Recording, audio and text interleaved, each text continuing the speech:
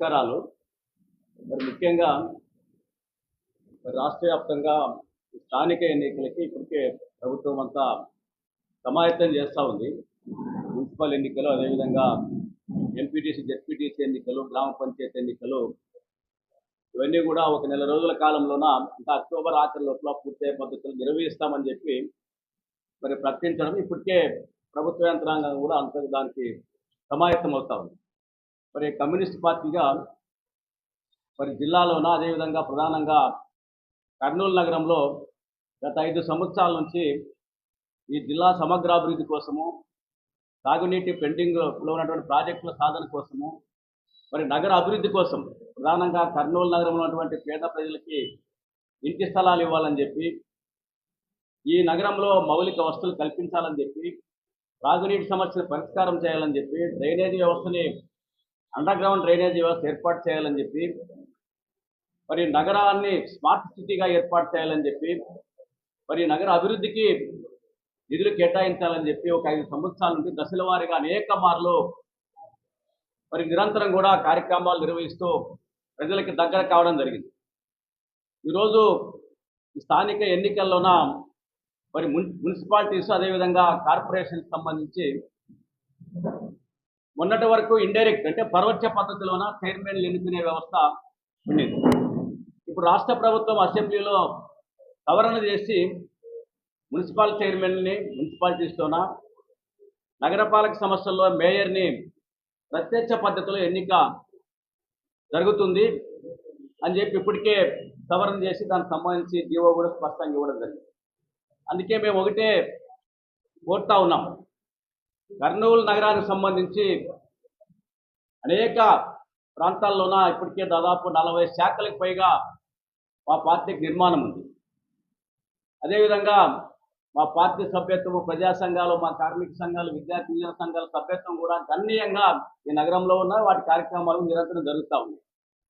అందుకే ప్రత్యక్ష పద్ధతుల్లో ఎన్నికలు జరుగుతున్నట్లా, మేయర్ని ఎన్నుకోబోతున్నట్లా ప్రభుత్వం ప్రకటించిన నేపథ్యంలోన కర్నూలు నగరపాలక సంస్థకు జరుగుతున్నటువంటి ఎన్నికల్లోన సిపిఐ తరఫున, వామపక్షాల తరఫున మేయర్ అభ్యర్థిగా కమ్యూనిస్ట్ పార్టీ తరఫున, సిపిఐ తరఫున ఉండబోతా ఉన్నాడు. బరిలో ఉండబోతున్నట్ల ఈ సందర్భంగా మీ ద్వారా తెలియజేస్తా ఉన్నాం. ఎందుకంటే ఈ నగరం అభివృద్ధి కావాలంటే నిరంతరం కూడా ప్రజల కోసము, కార్మికుల కోసము, వారి కోసం పనిచేసేటటువంటి కమ్యూనిస్ట్ పార్టీ అభ్యర్థులు ఈ నగరంలోన మేయర్గా ఎన్నిక కావాల్సినటువంటి అవసరం ఉంది. దాన్ని దృష్టిలో పెట్టుకునే అందరికీ అప్పీల్ చేస్తూ ఉన్నాం. మేధావులకి, ప్రజలకి, అదేవిధంగా కార్మికులకి, పేదవారికి, అన్ని వర్గాల వారికి అప్పీల్ చేస్తూ ఉన్నాం. రాబోయే కాలంలో ఈరోజు కమ్యూనిస్ట్ పార్టీలకి నగరంలో అనుకూల వాతావరణం కూడా ఉంది.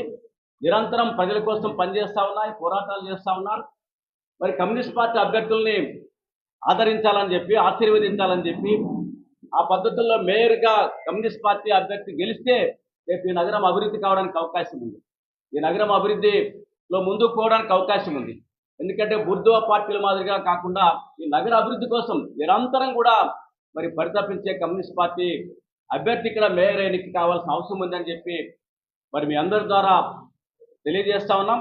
అదేవిధంగా ఈ నగరంలో ఉన్నటువంటి ఈ ఫ్లైఓవర్స్, బ్రిడ్జీలు అయితేనేమి, అదేవిధంగా అండర్ గ్రౌండ్ డ్రైనేజ్ అయితేనేమి, నగరంలో ఉన్నటువంటి పేద ప్రజానికానికి ఇంటి స్థలాలు ఇవ్వాల్సిన అవసరం ఉంది. ఈ రాష్ట్ర ప్రభుత్వం పట్టణాల్లో 2 సెంట్లు, గ్రామీణ ప్రాంతాల్లో 3 సెంట్లు ఇంటి స్థలం ఇచ్చి ఇంటి నిర్మాణానికి 5 లక్షల రూపాయలు ఇస్తామని చెప్పి ప్రకటించింది. ఇప్పటి వరకు 2 సంవత్సరాలు పూర్తి అయిపోయింది, ఎక్కడా ఇచ్చిన పరిస్థితి లేదు, ఎవరికి ఇంటి స్థలం రాలేదు.